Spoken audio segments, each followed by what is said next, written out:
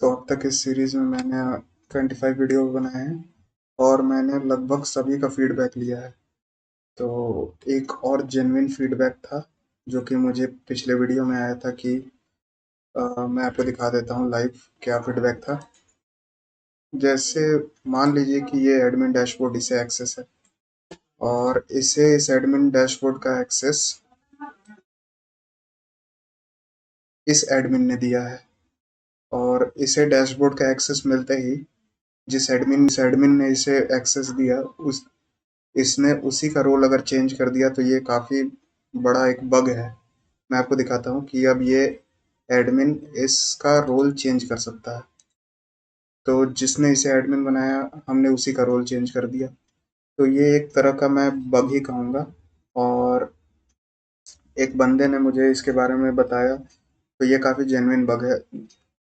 तो मैं इस वीडियो में इसे सॉल्व करूँगा। हम एक सुपर एडमिन नाम का कॉन्सेप्ट देखेंगे जिसमें एक एडमिन रहेगा, सुपर एडमिन रहेगा। वही सिर्फ यूज़र का रोल अपडेट कर सकता है। तो हम सिर्फ यूज़र का रोल अपडेट करने के लिए सिर्फ उसी को एक्सेस देंगे।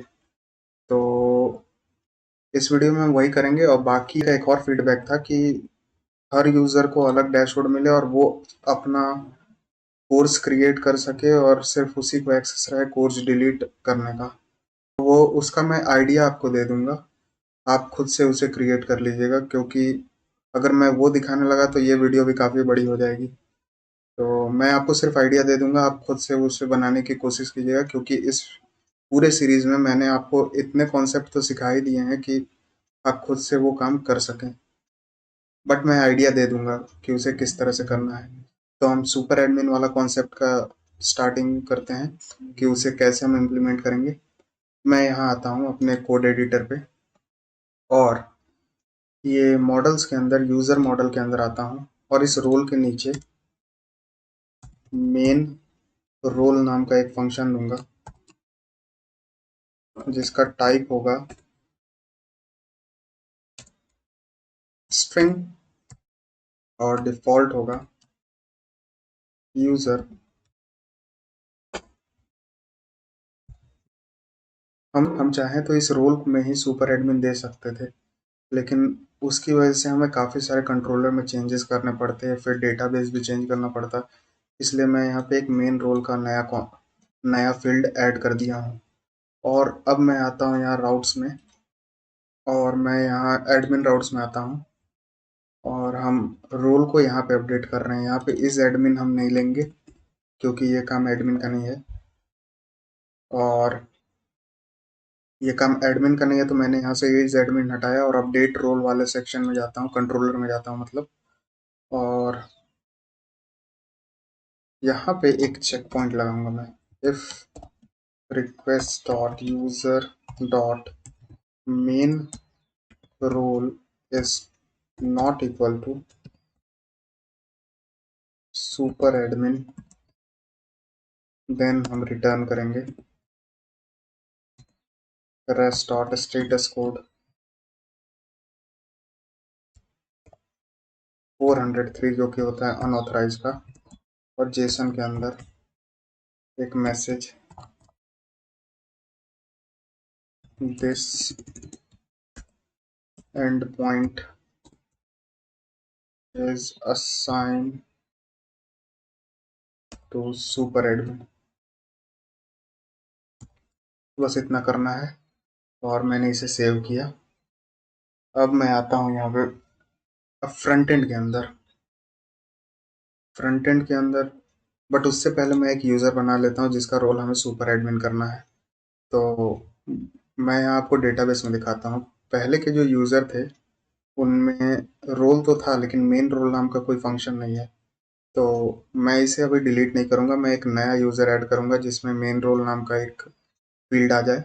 तो मैं यहाँ पे आता हूँ फ्रंट एंड में और यहाँ पे लॉग आउट करता हूँ और एक नया अकाउंट, मैं रजिस्टर में आता हूँ और इस ईमेल से एक नया, इसमें अपना नाम और रजिस्टर पे क्लिक किया।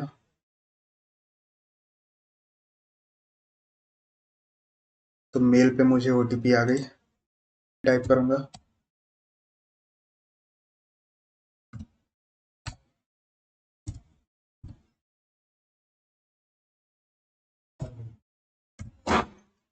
तो हमने ये कैप्चा भी एक वीडियो में किया था, जो कि मेरे ख्याल से पार्ट नंबर 24 था। तो आपको अगर ये जानना है कि ये कैप्चा कैसे आता है, तो उस वीडियो को आप चेकआउट कर सकते हैं। मैं अभी आई एम नॉट रोबोट पे क्लिक करूंगा, तो मुझे यहाँ वेरीफाई बटन मिला, मैं वेरीफाई करूंगा तो यूज़र रजिस्टर्ड। अब मैं इस यूज़र से लॉगिन करूंगा, तो अभी इसके पास यहाँ कोई भी डैशबोर्ड का एक्सेस नहीं है। लेकिन मैं यहाँ पे आता हूँ और रिफ्रेश करता हूँ पहले।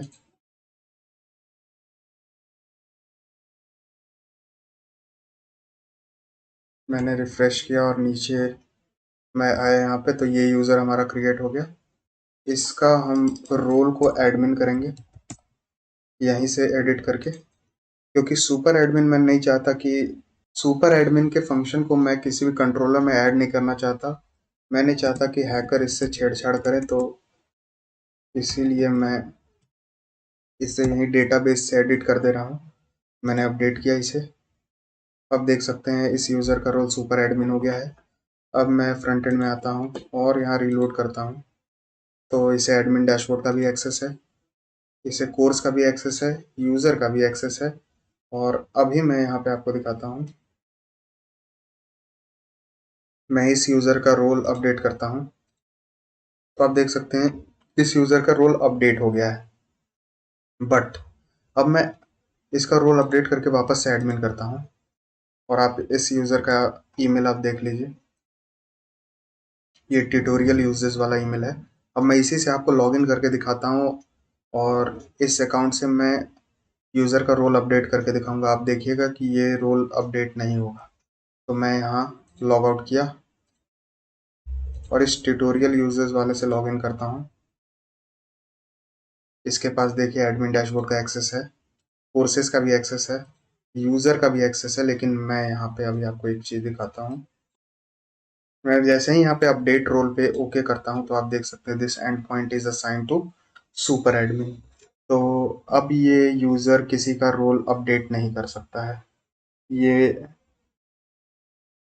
अब किसी का रोल अपडेट नहीं कर सकता है, और साथ ही साथ अगर इसे किसी का रोल अपडेट नहीं करना है, तो उसे इस पेज का भी एक्सेस नहीं होना चाहिए। तो मैं इस पेज को भी सिर्फ सुपर एडमिन के लिए रखूंगा। तो मैं यहाँ आता हूँ फ्रंट एंड में, और यहाँ एडमिन पेज के अंदर यूज़र्स के अंदर ये एडमिन यूज़र जो है, इसमें जो हम यहाँ पे यूज़र डॉट रोल चेक कर रहे हैं, यहाँ पे हम user dot main role check करेंगे, और यहाँ पे अगर सुपर एडमिन है तभी इस पेज में रहेगा, वरना होम पेज पे रीडायरेक्ट हो जाएंगे। अब मैं यहाँ पे देखिए, जैसे ही यहाँ पे आता हूँ हम होम पेज पे रीडायरेक्ट हो गए। अकाउंट में आता हूँ, एडमिन डैशबोर्ड में आता हूँ, वापस से इस पेज में जाने का कोशिश करता हूँ, हमें कुछ भी यहाँ पे नहीं दिखेगा, और रीलोड करूँगा मैं तो होम पेज पे रीडायरेक्ट हो जाऊँगा। अब यहाँ पे इस साइड बार में अगर हमारा roles main role super admin नहीं है, तो हमें यहाँ पे यूज़र भी नहीं दिखना चाहिए। तो मैं इसे भी चेंज करता हूँ। मैं आता हूँ यहाँ यूटिल्स में जो हमारा साइड बार है, इसमें हम सबसे पहले यूज़र को इंपोर्ट करेंगे। So const user is equal to user data से, जो कि हमारा यूज़ कॉन्टेक्स्ट से है, सॉरी मतलब जो हमारा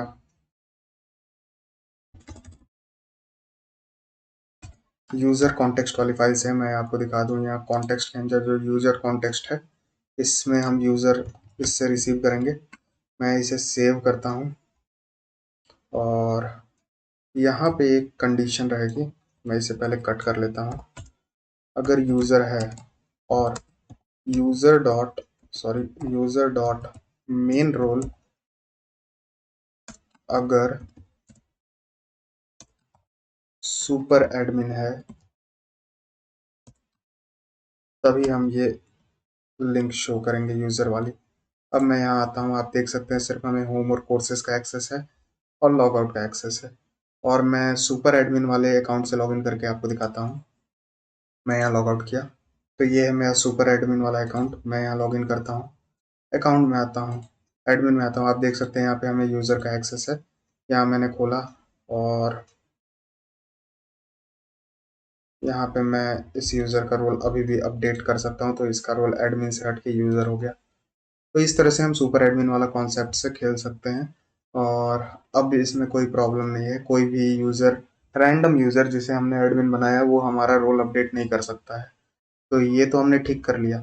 अब एक और क्वेश्चन था कि जो यूज़र अपनी कोर्स क्रिएट कर रहा है, सिर्फ उसे वही वाली कोर्स दिखे और वही सिर्फ इस कोर्स में लेक्चर और ऐड कर सके, लेक्चर डिलीट कर सके, कोर्स ऐड कर सके, कोर्स डिलीट कर सके। तो उसके लिए मैं आपको सिर्फ आइडिया दे देता हूँ, आप वो खुद कर सकते हैं। वो काफ़ी इजी टास्क है, मैं आपको बताता हूँ उसे कैसे करना है।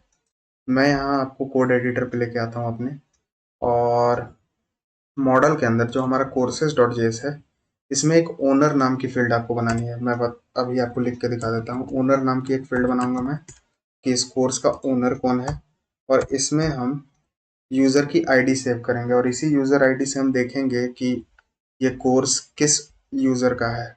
अगर इस यूज़र का आईडी, मतलब जो यूज़र अभी इस पे काम कर रहा है, उसकी आईडी इसकी ओनर आईडी से अगर मैच होती है, तो वो सारे टास्क कर सकता है, वरना नहीं करने पाएगा। बस इतना ही ऐड करना था आपको।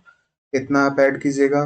दो चीज़ें चेक कीजिएगा जब आपको कुछ काम करना होगा। एक तो यूज़र एडमिन है, दूसरा यूज़र की आईडी कोर्स के ओनर की आईडी से मैच करती है कि नहीं। ये दो चीज़ें आप कीजिएगा और बाकी सारे काम काफ़ी आसान हो जाएंगे आपके लिए। तो होप करता हूँ कि आपको सारी चीज़ें अच्छे से समझ में आई होंगी इस पूरे सीरीज में। मिलते हैं अब आपसे किसी नए प्रोजेक्ट के साथ।